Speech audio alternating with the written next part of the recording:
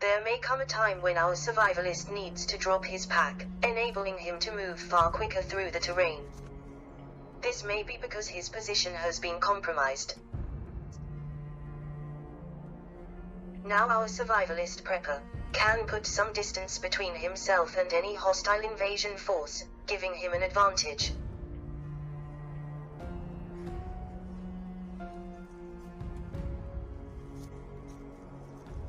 If you have not dropped your backpack, perhaps think about burying it, or hiding it ready for retrieval at a later time. Be sure to use only what is available to your location, such as branches, leaves, natural foliage.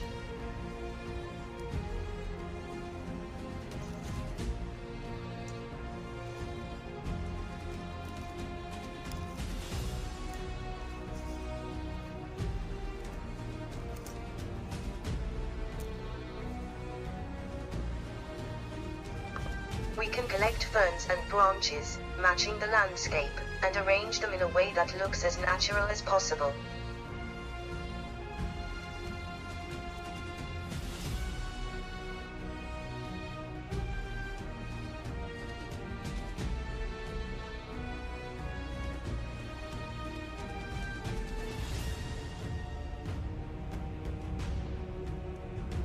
The survival chest rig has 3 pockets on each side, and 2 breast pockets. These are filled with all the survival equipment that would usually be in the backpack, such as a shelter kit, first aid and medical, fire-making kit, and so forth.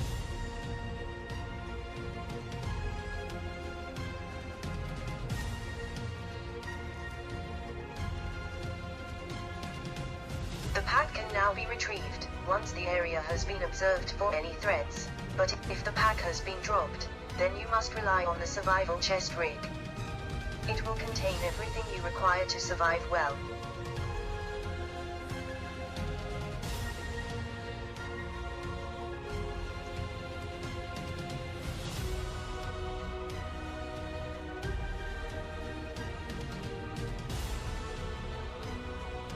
Locate an area to call camp that has natural shelter, which is also well hidden. Prioritize the chest rig to only what is vital to you. A fuller look at the rig can be seen towards the end of the episode.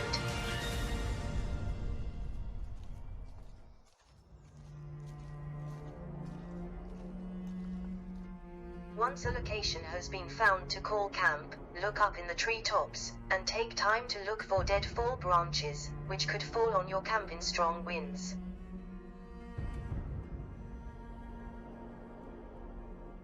The survival chest rig will keep you safe and alive, so keep it with you at all times. Now a tarp shelter can be deployed from one of the chest rig pockets.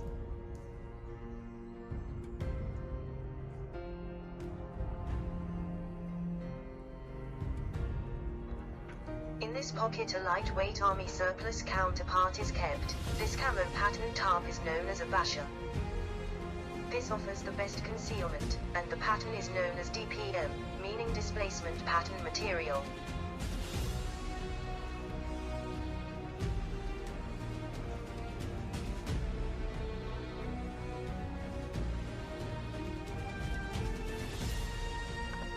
Be sure your surroundings match the equipment you carry. DPM is often known as woodland camo.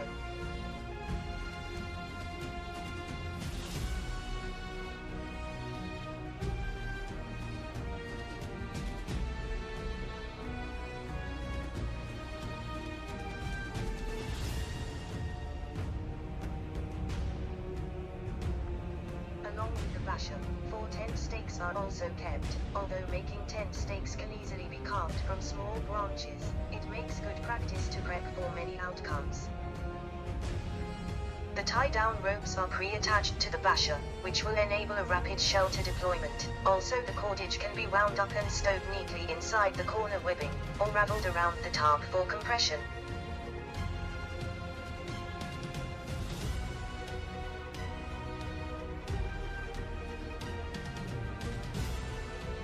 Inside the survival rig are 2 mesh pockets, one on each side.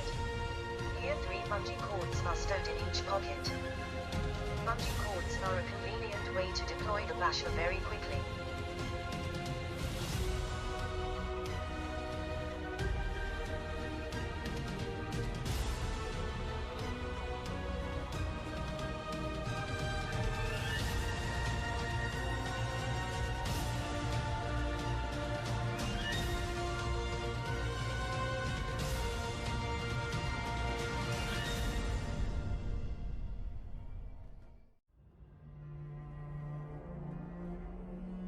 this configuration, the basher is slung at a height that offers a widespread area, perhaps for some admin to be done if a rain shower has occurred.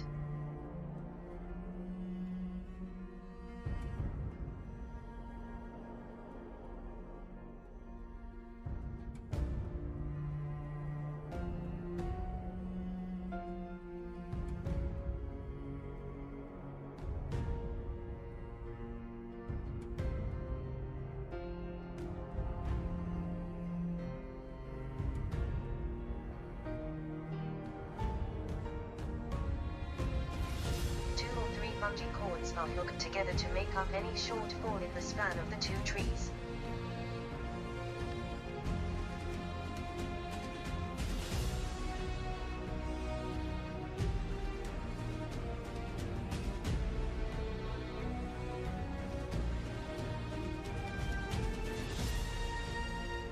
The whole process of making this basher configuration will only take a couple of minutes, and makes a ready access shelter a welcome prospect.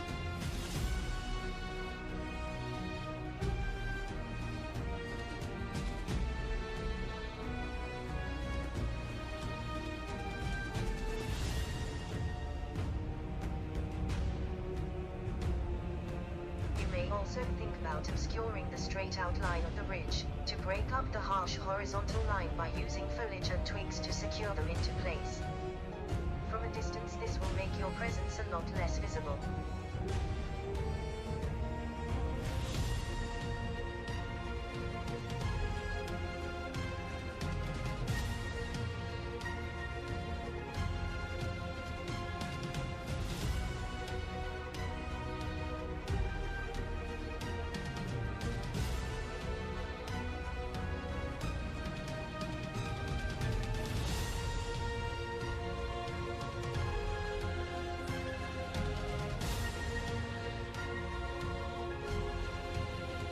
Part of the basher on the left has been given a less noticeable appearance, and the rest of the ridge can be tackled in the same manner. It is worth spending time to achieve the desired effect.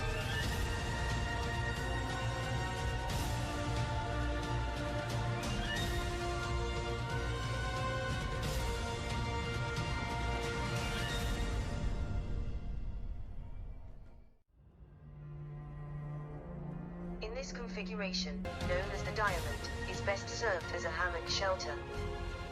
The basher is strung up from each diagonal corner, giving the basher a longer span of cover from the elements.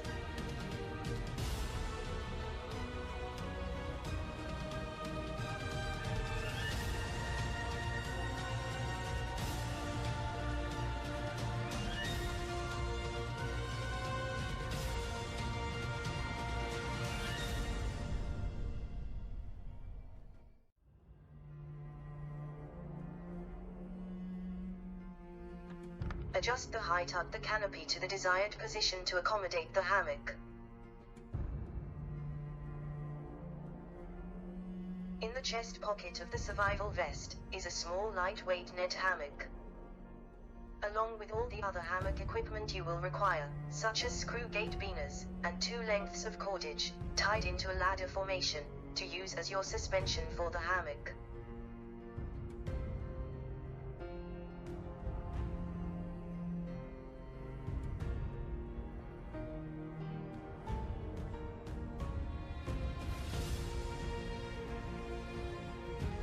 The beaners are used to secure the paracord to the tree, to the required length.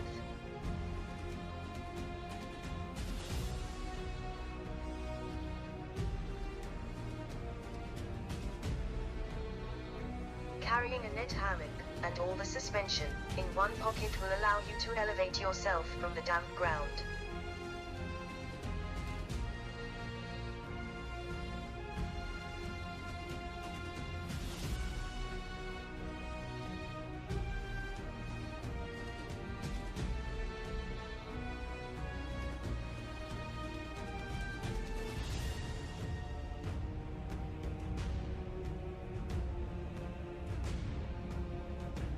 Water is a vital source for everyone, but should always be well filtered before consuming, due to contamination, such as bacteria being ingested. In this pocket a simple pump action water filter is used. This is known as a field filter, and water is pumped through a charcoal filter. The unit is no bigger than a glass's case, so easy storage is gained.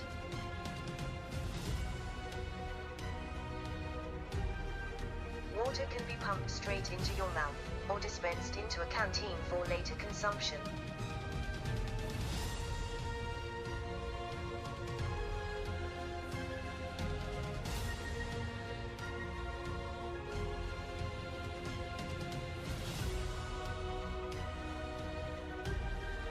On the back of this survival vest is a camelback, or a water bladder.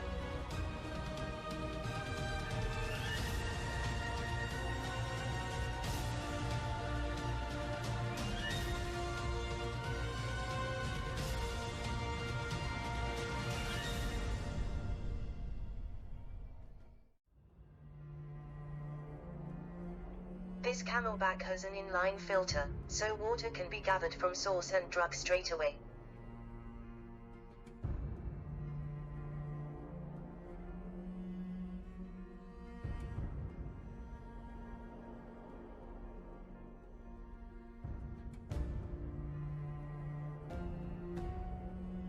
No pumping is required, and water can be carried on your back, due to this water bladder having shoulder straps.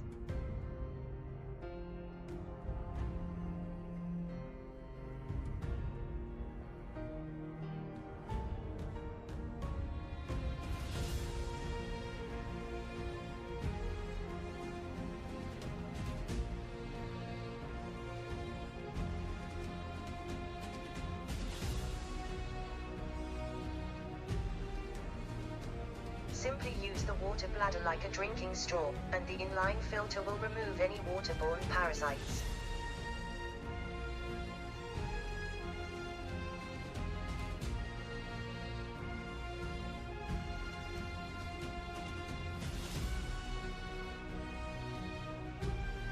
Carrying water on your back like this will conserve space in the survival vest for other items, such as food rations. In this pocket we see a small but well-practiced trapping kit. This contains a small wrist rocket, or catapult, and can be used to hunt smaller game such as rodent.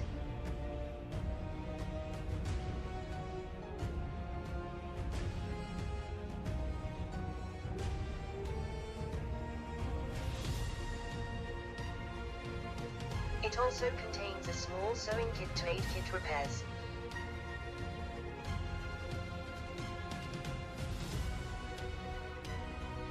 And 2 automatic fishing reels.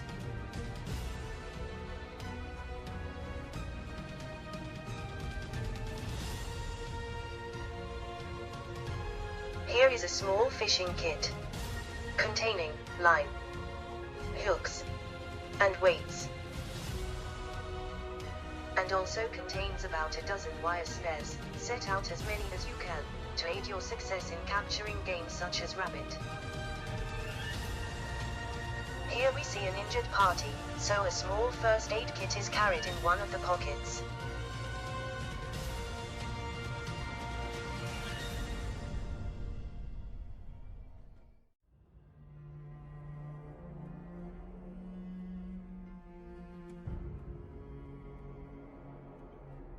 This could be a store-purchased kit, or a self-assembled kit. In this one it will contain super glue to seal an open wound, duct tape to compress an injury, and sterile swabs, along with clove oil for toothache.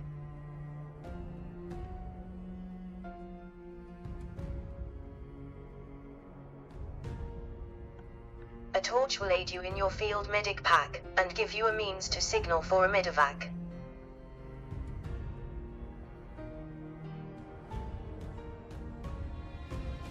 Another source of illness will be toxic poisoning.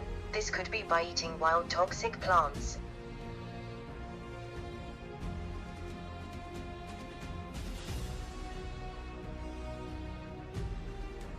Mushrooms offer little in the way of nutrition, so can be avoided altogether. It will be best to find a more recognized food source, than risk unknown foods.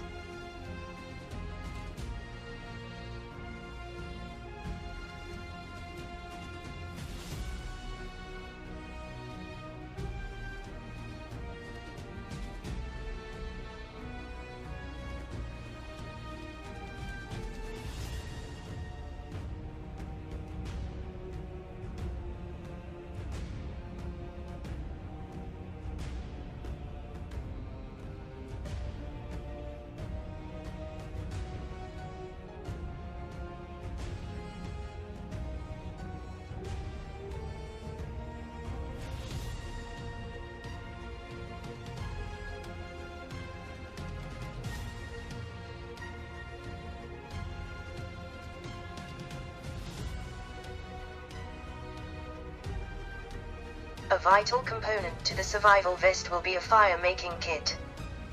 Fire will keep you warm. Will also boil water, making it safe to drink. And will cook your food. It will dry out wet clothing, and offer a means to signal a rescue, and also keep critters away from your camp. Fire is vital and can save your life. But of course, you'll have to wait until the next episode before you get to see the content of my fire kit. Until then, take care of yourself. I'll see you soon.